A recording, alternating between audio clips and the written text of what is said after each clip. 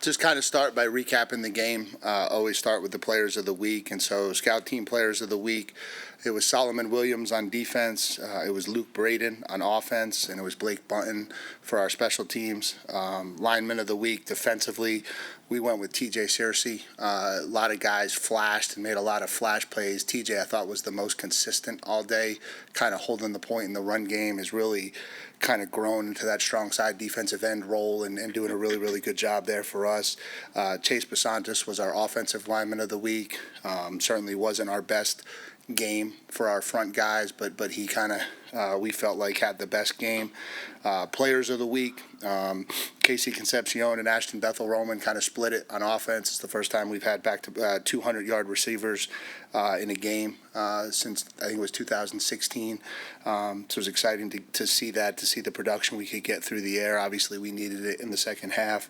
Defensively, it was Dalton Brooks. I thought he made a couple critical plays, maybe a little unheralded, that made the sack on the last drive when it was 2nd and 1, that knocked it back to whatever became 3rd and 10, or really kind of got them off schedule, and I think ultimately paved the way for us to end that drive and win the game. And then special teams player of the week was Tyler White, net punt 44 yards, did a much better job punting the football, and so that was good to see. Recapping the game, I think it was a little bit of what we talked about in the post game. I think we started okay. I think if you look at the start of the game, the first 2 drives, it was kind of a little bit back and forth. And then we had the turnover for the touchdown. And I think from the turnover to the half was probably the worst football we've played in my tenure here, going all the way back probably as a defensive coordinator too. And I think we were panicking. I think we were pressing. I think we were trying so hard to make things right that we just were making things worse. We just couldn't seem to get back into any type of rhythm. Either side of the ball had opportunities. We forced a turnover. We couldn't convert. We missed a kick. We gave up an 80-yard pass. Like, it just was, as much as we've played complimentary football all year, we just didn't. And I think we went into halftime. I told the guys I was extremely proud of the locker room composure.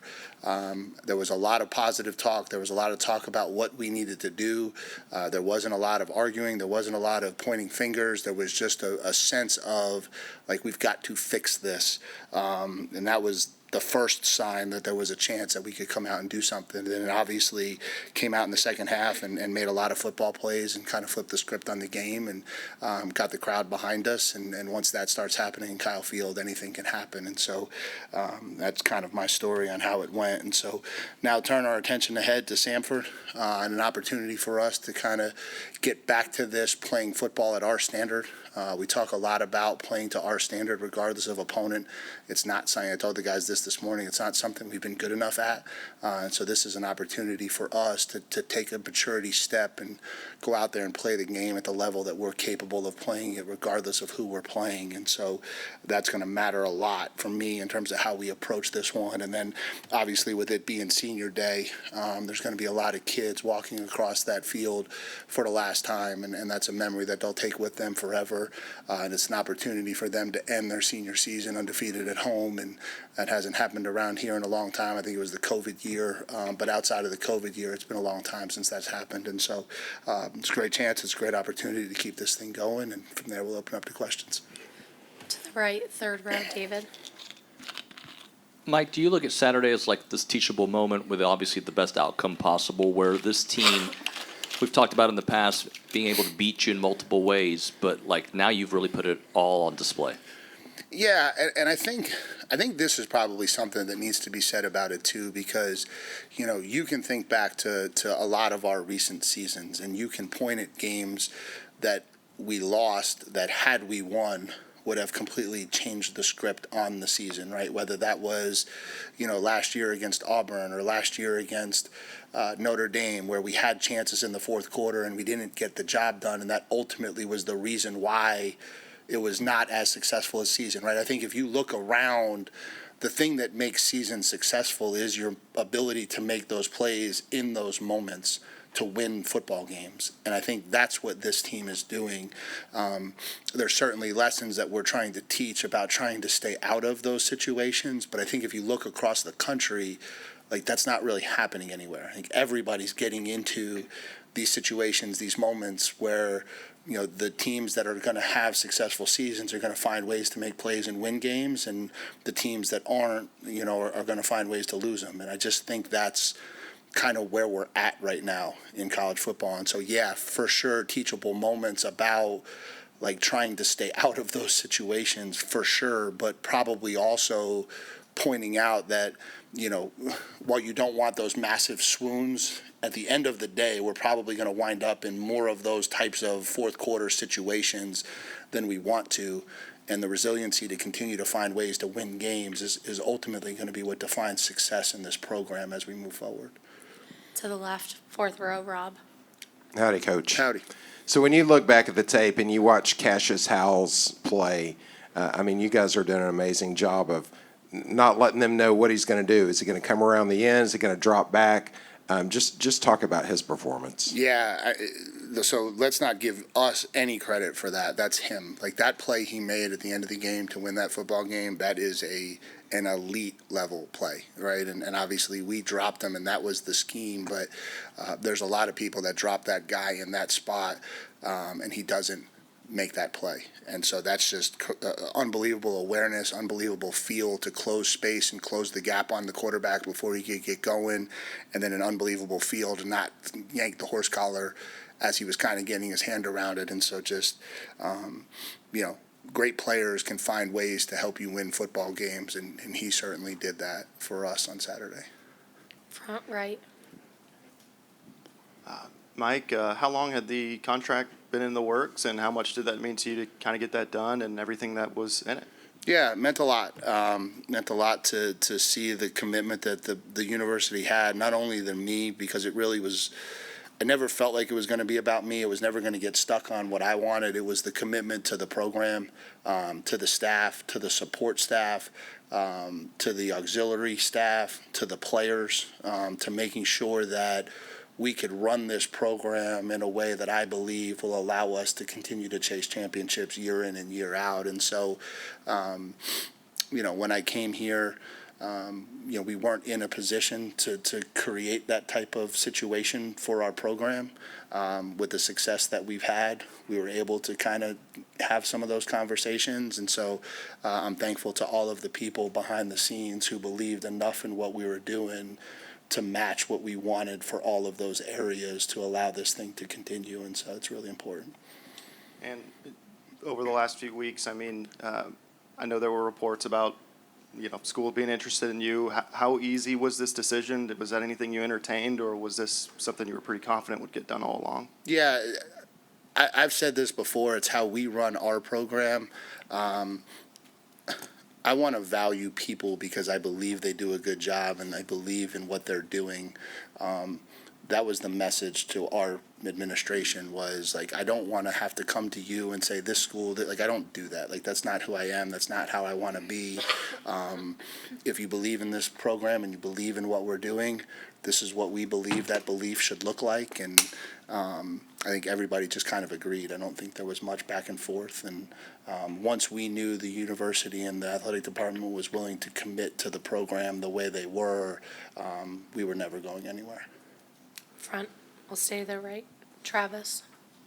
Yeah, Coach, on the same thing, you kind of touched on it, but the as it said, part of that is extended pool for your sports staff, for your assistants. How important is that to make sure that as you increase in value, that their value increases as well? Yeah, it's critical. It's absolutely critical. I think one of the biggest things that we were able to get done was a bonus structure for the assistants that kind of married something similar to the bonus structure that I had. I thought one of the things that was not right was the bonus structure that I was going to receive had we qualified for the playoffs that was not on par with what the assistants, and certainly I'm no more valuable to this thing than they are. And so we were able to get that done immediately, and so that'll go in effect immediately. And so that, you know, if this thing continues and we wind up getting rewarded with a playoff berth, those coaches who were a huge part of it will get rewarded at a very similar level, and that was really important to me. And how do you evaluate where the place kicking is right now? And is Jared Zirkle back to full health? Yeah, Jared's back to full health. Randy's still our guy. We still have confidence in Randy. Obviously, 2 big misses on Saturday, and those are things that we've got to try to get fixed. He had gone through a 3 or 4 week spell where we had not missed a kick, and so felt like we had gotten into a better rhythm from where we were in the beginning of the year. And then those misses kind of came out of nowhere a little bit in the recent form, and so we'll continue to evaluate it and try to get back into a position and kind of see where it's at. But right now, Randy's our guy moving forward. We'll go all the way in the back, Tyler. Yeah, Mike, you talked about this Saturday being an opportunity for you kind of get back, play to your standard. With knowing what's ahead, kind of how do you get your team focused for Saturday? Well, I guess what challenges does that present, and then what do you want to see out of them with your final home game here? Yeah, I mean, hopefully at this point it doesn't present a lot of challenges. Hopefully at this point, with as close as we came on Saturday to letting this all go in another direction, we understand how important it is to come out of that locker room every single Saturday with the right frame of mind to compete and play. And then I think the message is simple. You're going to remember the last game you play in Kyle Field forever, and this is the last game we're guaranteed to play in Kyle Field. And so let's go out and do it the right way, and let's make sure it reflects who we are as a program and all the work that we've put in this thing to be successful. To the left, second row, Alex. You mentioned how it's senior day. For the group of guys that have been here the whole 4 years, came in a very heralded group, and it's a pretty small group now. Just what stood out to you about the small bunch that has stuck it out here and is going to be playing their last game here? Yeah, it's funny because you're right. There's not a ton of them left. There's probably a bigger mix of guys from the 21 class. When you think about guys like Deuce Fothery and Trey Zuhn and Demetrius Crownover and some of that group. Crownover might have been 22, but there's a blend now of kids, and so I think to all of those kids, it's just a credit to who they are as people. That one, they stuck through it. They endured a coaching change. They endured ups and downs. They endured failure. And they believed in what this new staff was preaching, not only to be a part of it, but also to kind of be the group that spearheaded this revival a little bit from a culture standpoint. And so it's a special group. It'll be a special group to me for as long as I'm the head football coach here. And, I just appreciate everything that they stand for and everything that they represent. And you talked a little bit about Nate Boerkircher after the game Saturday. I'm just curious, where do you feel like you guys have been able to get the most out of him, and just statistically, it's been his most productive season in college? Yeah, I think he's a really good player, and so he makes it easy. I think he's a pure tight end. I think having him and Theo on the field, both of those kids have the ability to do both. They can block, they can run routes, they can catch the ball. As attention starts kind of drifting away from that position and onto the talent that we have outside at wide receiver, they've gotten some favorable matchups here in the back part of the season, and just been able to take advantage of that. And both really, really good players. Nate's a good football player. We'll go to the right, second row, Olin. Mike, Saturday you talked about how good this team is when they remember their identity. Yeah. Why do you think that gets away from them, and how do you remind them?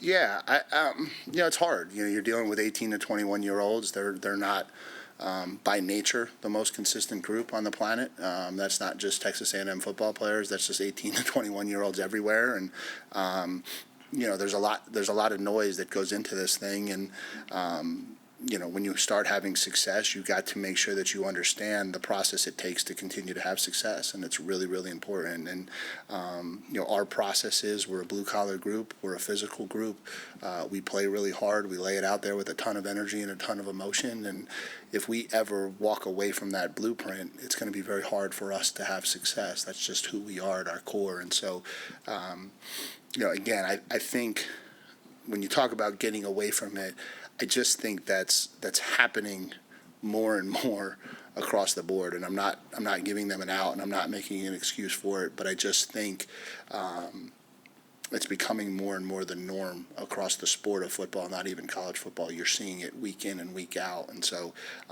you just got to try to continue to find the recipe for consistency and figure out if we can get that equation. I wanted to ask your opinion on what you think after you look at Marcel's performance as a whole. So in your opinion, how do you think Heisman voters should react to what they saw from him? Yeah, he threw for 439 yards and 3 touchdowns. And he led us to a comeback and a win. I think that probably should hold a lot of stock with Heisman voters, I would hope. I think he has elevated himself week in and week out. I think when we've needed him to step up and make plays to win football games, he's done it. There's been a lot made of some other people across the country when they've had opportunities to step up and make plays, and they were rewarded for it. I'd like to see our quarterback rewarded for it the same way. He certainly threw for an awful lot of yards to bring us back and lead us to that victory. All the way in the back, Donna. Coach Trey Zuhn, one of those seniors that opted to come back for another year. Just what is his leadership, his versatility on the field, everything that he's poured into this program? What has it meant? Oh gosh, how long you got? I mean, he's what you want an Aggie to be. For him to come back again, be a captain again, for him to be as consistent as he is, as tough as he is. He plays through pain, he plays through injury, he'll play through anything.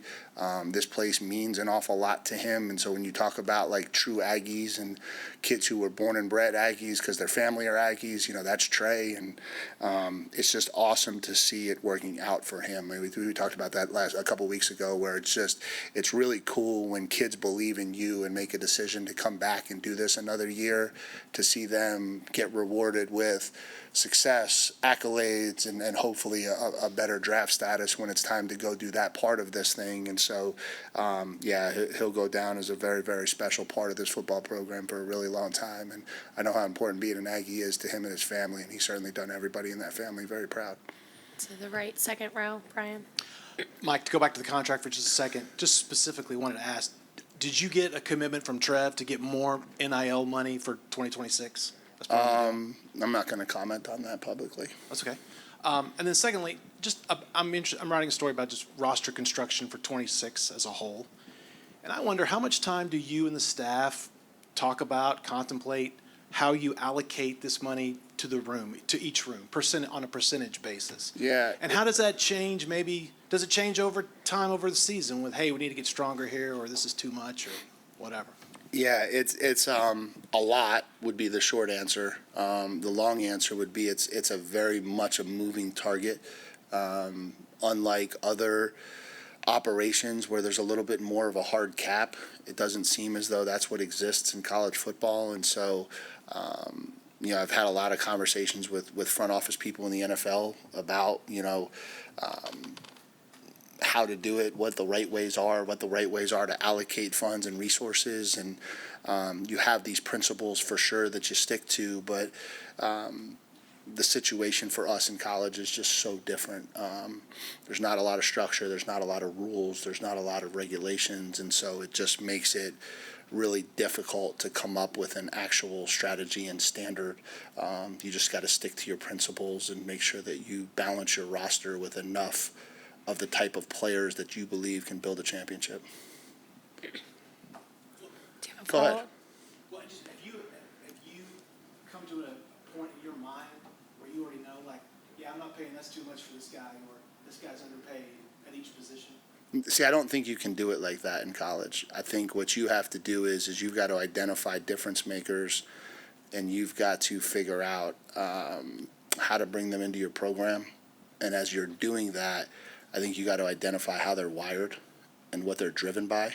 And I think that impacts kind of where you're willing to go for certain players and how much they're actually really worth as you go through the process with them. To the left, third row, Matthew. Coach, with your new contract, do you think you could have predicted this level of success in your field when you first started coaching at Stony Brook? So I've said this to a couple families in recruiting. So when I was at GA at Stony Brook, they were redoing the stadium, and so we were in trailers. That was our office. So we were in a trailer, and because I was the GA, my desk happened to be right next to the bathroom. And so as I was sitting at that desk next to the bathroom, no, I did not envision signing an extension like I just signed or being the head football coach at Texas A&M. No, that wasn't on the radar. We'll stay that same row. There was a lot of kind of talk online from former offensive linemen about Chase Bisontis' fourth quarter holding penalty on that snatch technique. What's kind of your perspective on flags being thrown on that kind of play? Yeah, I mean, it's hard. They do the best they can. It's a hard job being an official. It's certainly not a rewarding one. It's a hard job. We'll stay to the left, first row, Mark. Mike, you guys started off with Trey at center and Deuce at left tackle. Seemed like a couple of series in, it switched back to the regular group. Was that something that you were planning on doing, or just the pressure that they got early made you change that group up? Probably a combination of both. I think we go into every game with a rotational plan, and then as the game unfolds, you try to find what's going to allow you to have the most levels of success. And Coach Cushing does a really good job. We discuss the original plan, and then he kind of takes it over in the in-game feel and the in-game mode, and try to do what we think is best in the moment to win us a football game. I know a couple of weeks ago you named Tyler Onyedim the defensive lineman of the week and said that it goes beyond stats. Well, this time there was stats from him. And can you just talk about how he has improved, especially in rush defense since he got here? Yeah, I think he's kind of jumped out really early to us as a kid who had really good athleticism, really good twitch, was a really good fit for our system. We play a little bit more 4 down front. He had come from a place where it was a little bit more 3 down front, and so I think he's really grown into the ability to attack and be a little bit more twitchy and explosive, and I think you've seen that. And I told him at halftime I thought that was the best second half that he's played since he's been here. I thought at times he really took the game over in the second half, and it was really cool to see.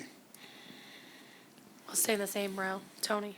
Mike, you had spoken about Le'Veon Moss is obtainable to be back for the regular season. 2 games left. Is that still achievable here? Yep. And then just secondly, Mario Craver, Ruben Owens, how are they going forward this week? Great. We'll close out that same row, Robert. Mike, you mentioned the first 2 possessions of the game for the offense was kind of normal. So my question, and then things got away from you. My question was last week just a normal week of practice? You wouldn't have seen this coming? And maybe is that a little concern as a coach when you do everything and that can happen? No, I think, when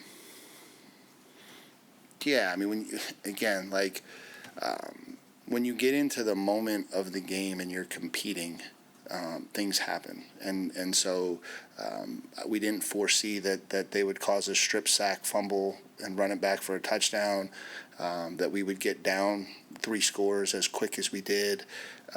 Then again, to the kids' credit, they're trying so hard to get back in the game, and they're pressing, and because they're pressing, now we start dropping passes, we start forcing throws, we start getting unsettled with our feet, the ball starts sailing on us, now we're turning the football over, now defensively we're chasing things, and it just spiraled so much out of control.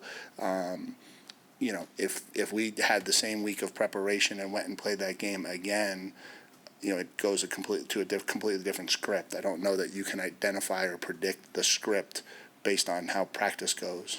And so, no, it's not concerning. I think it's that way every week. You're going to get into the game, and for 3.5 hours, you got to try to figure out how to win a football game.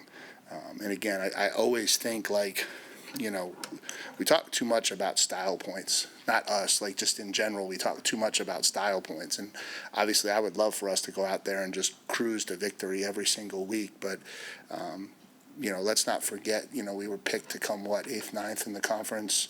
We were a team that was middling around the mid-20s in the preseason rankings, high teens, mid-20s. And we talked a lot in the preseason that this was going to be a team that wasn't going to have a lot of margins, and we were going to have to find ways to go out and close the margins and win football games, and they've done that, and that's, to me, what we kind of talk about. You did a follow-up that showed you a lot of time in that first half. You seemed cool, calm, and collected.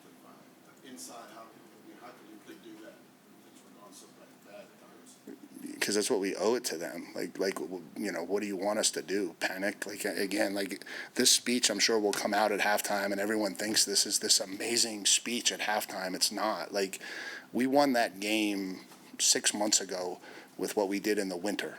We didn't win that game because I went in at halftime and said something. We built a culture, we built a character, we built a commitment to doing things the way we want to do them back in January and February, and that's what came out in the second half.